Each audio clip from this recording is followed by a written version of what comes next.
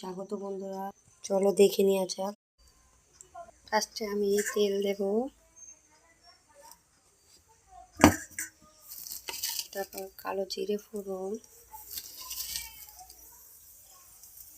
অল্প করে, তারপর পেঁয়াজ কুচি, লঙ্কা কুচি, রসুন কুচি, আদা কুচি, সিদ্ধ করা আলু ম্যাশ করে নিয়েছি বন্ধুরা।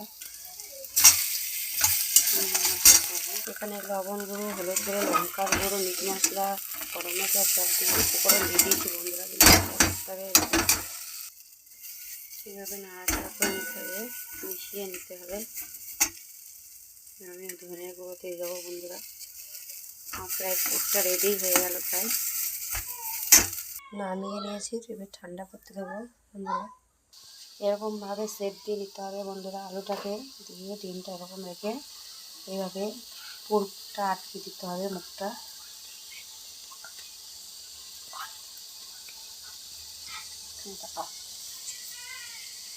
ঠিক ওইভাবে করে নিতে হবে, ঠিক করে করে নিতে হবে। এই দেখেন, এইভাবে ঠিক হয়ে গেল। গোলমরিচ গুঁড়ো আর লবণ দিয়ে ফাটিয়ে নিয়েছি। আমি টোস্ট বিস্কুটের গুঁড়ো নিয়েছি বন্ধুরা।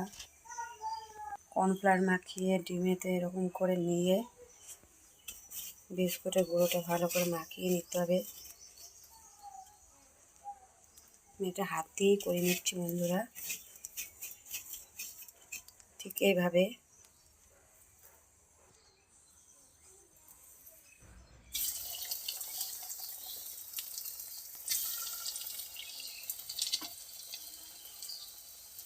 উল্টে দিতে হবে, ঠিক উল্টে ভেজে নিতে হবে বন্ধুরা।